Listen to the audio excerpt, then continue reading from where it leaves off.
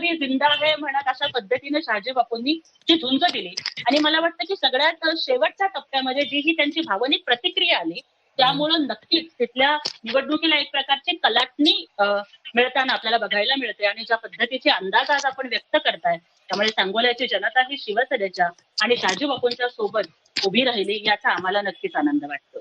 त्यामुळे ही नक्कीच एक अत्यंत आश्चर्यकारक आणि मला वाटतं की जरी काही झालं तरी सुद्धा जर आपण झुंजत राहिलो निधड्या छातीनं लढत राहिलो तर जनता साथ देते याचं कदाचित हे उदाहरण महाराष्ट्राच्या पुढे ठरेल. नाही नक्कीच याच्यावरती खूप चर्चा झाली होती. सक्षाना काही त्याच्यावर बोलायचं. सक्षाना बोला. मला आता सांगायचंय मी शिंदे साहेबांच्या सेनेच्या प्रवक्त्यांचं ऐकलं की त्यांना किती म्हणजे दुःख लपवावं लागतं. भारतीय जनता पार्टीचा अन्याय जो शहाजी बापूवरती झाला, ज्या शहाजी बापूने गुवाहाटीमध्ये काय झाडी काय डोंगर सगळं ओके म्हणलं, त्यांना कसं नॉट ओके केलं भारतीय जनता पार्टीने. मला ताईंना खरंच विनंती करायचे, आता तरी या दगलबाज रहमान डकेत नावाच्या पार्टीपासून दूर राहायला पाहिजे. घुसफूस करत सगळं फुसफूस करून टाकलंय महाराष्ट्राला. अशा दगलबाज लोकांपासून ही भारतीय जनता पार्टी लोकशाहीच नाही, तुम्हाला सुद्धा फोडायला निघाले. काम हो गया खतम. मला असं वाटतं या रहमान डकेतला आता लवकरात लवकर बोल्ड केलं पाहिजे. फार ज्योतिताई तुम्ही जर बघतात मित्रपक्ष नवनाथजी तुम्ही त्यांची रिॲक्शन बघितली, त्यांना फार हसू आलं त्याच्यावरती. त्यांनी जेव्हा तुमच्या मित्रपक्षावर बोलले. मी थोडं बोलू का दादा? कमलेशजी रहमान डकेत कोण आहे आणि धुरंधर कोण आहे हे महाराष्ट्रानं विधानसभेच्या निवडणुकीला सांगून टाकलंय. आणि ज्यांनी महाराष्ट्रात लुटला ते रहमान डकेत आहे. ते महाराष्ट्राला माहिती आहे कशा पद्धतीनं भावी पंतप्रधान म्हणून स्वप्न बघितली होती आणि काय झाली. आज त्यांच्या पक्षाची महाराष्ट्रामध्ये 10 जागा देखील आली नाहीये. आणि धुरंधर देवेंद्रजी फडणवीस हे 137 जागासह सगळ्यात मोठे निवडून आले. राष्ट्रवादी शरद पवार गटाला महाराष्ट्रात 10 जागा मिळाल्या नाही विधानसभेला. अशा पद्धतीची भाषा वापरल्यामुळे ऐका आता कमलेशजी माझं पूर्ण होऊ द्या. मी ते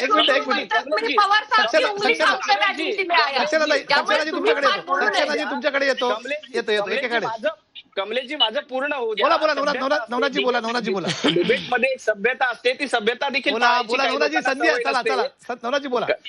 भारतीय जनता पार्टी ही देवेंद्रजींच्या नेतृत्वामध्ये लढते, विकास कामं घेऊन पुढे जाते आणि ज्यांनी महाराष्ट्र लुटला अशा लोकांच्या पाठीशी भारतीय जनता पार्टी कधीही राहत नाही. त्यामुळे रहमान डकेत कोण आहे हे महाराष्ट्रानं विधानसभेच्या निवडणुकीला दाखवून दिलं की रहमान डकेत कोण आहे. आणि धुरंधर हे देवेंद्रजी फडणवीसच आहेत, एकनाथजी शिंदेच आहेत, हे देखील महाराष्ट्राने पुन्हा एकदा सिद्ध केलंय.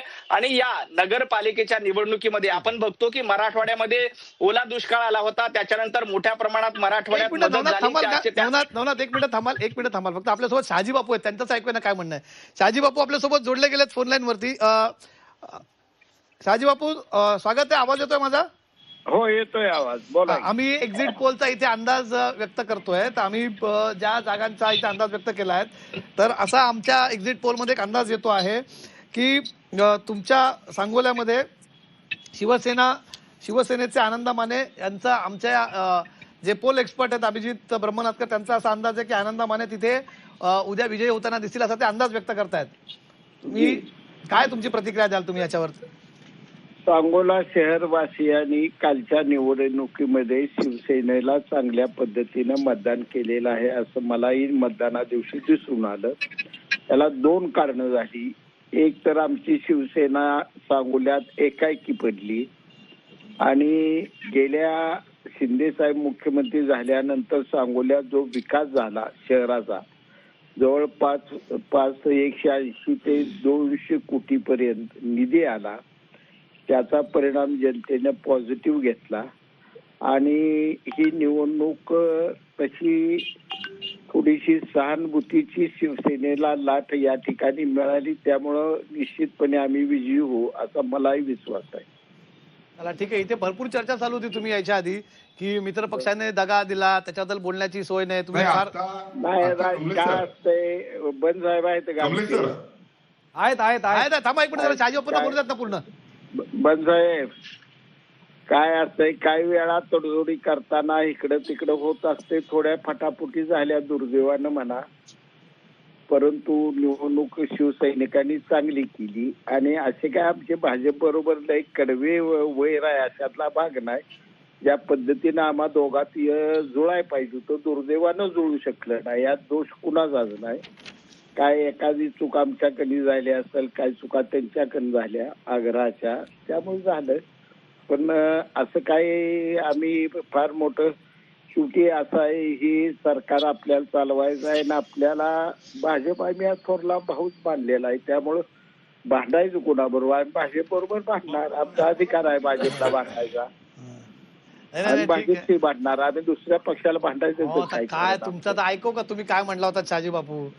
बोला की. तुम्ही म्हटला होता काय एखाद्या आपल्यावरती अत्याचार होतो वगैरे, असं अगदी तुम्ही फार झालं होतं. आता अत्याचार म्हणजे कसं की बाबा मी तो शब्द वापरत नाही, तुमचा शब्द तुम्ही वापरत नाही नॅशनल टेलिव्हिजनवरती, मला तो शब्द पटत नाही वापरायला. ऐकून ही घ्या, तुलना मला पटत नाही.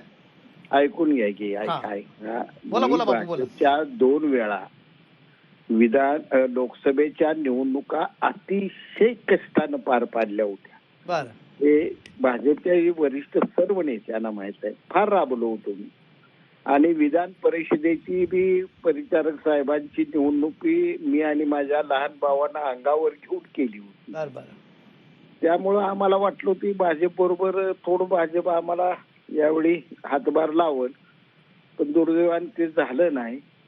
एवढंच दुःख आमचं होतं. बरं. पण आता झालं, आता तसा सगळं. आपला अधिकार आपल्या माणसावरच असतो. अरे आपण दुसऱ्यावर अधिकार काय गाजवणार? आपला माणूस का अन्याय आमच्यावर केला, ही आमची भूमिका होती. बापरे. झालं गेलं गंगेला म्हणलं, आता सगळं ओके आहे का? 100% ओके. बरं बरं, ठीक आहे. शहाजी बाबू, उद्या परत तुमच्याशी बोलायचं आहे, उद्या परत या, उद्या तुमची प्रतिक्रिया घेऊ, उद्या हे निकाल येतील, अंदाज जर उद्या कसे असेल.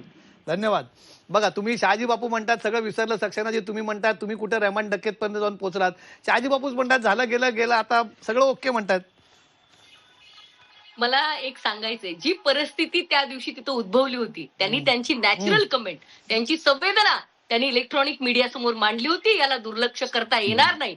पण ऍट द सेम टाइम मला तुम्हाला हे पण सांगायचंय, भारतीय जनता पार्टीकडे ED, CBI, election commission of India, court सगळं आहे. आता सॉरी टू से, या स्वायत्त संस्था आहेत, परंतु त्या भारतीय जनता पार्टीच्या दावणीला बांधत असं जनता म्हणते या सगळ्या इलेक्शनच्या कारभारामुळे महिनाभराच्या. त्यामुळे आदरणीय बापूजी बोलले, एक ज्येष्ठ नेते आहेत ते, आणि मनमोकळा स्वभाव आहे त्यांचा, महाराष्ट्राला माहिती आहे, ते सरळ सोट माणूस आहेत, सरळ स्वभाव आहे त्यांचा. परंतु काय भीती आहे या भारतीय जनता पार्टीचे, रेहमान डकेत यांचाच, असलम चौधरी यांचाच. रेहमान डकेतला संपवायचं असेल तर असलम चौधरीला आणा. कोणीतरी असलम चौधरी त्यांच्या डोक्यावरती गण ठेवलं असेल, त्यामुळे ते असं काहीतरी बोलत असावेत असं मला वाटतं. परंतु महाराष्ट्राने उघड्या डोळ्यांनी, अगदी अतिशय मोकळ्या या विचारांनी पाहिलेलं आहे की महाराष्ट्रामध्ये ज्या पद्धतीचा लोकशाहीचा तांडव खेळखंडोबा झालाय, आजही जे धर्माबादमध्ये झालंय, त्याच्यावरती ते भारतीय जनता पार्टीचे प्रवक्ते बोलत नाहीत.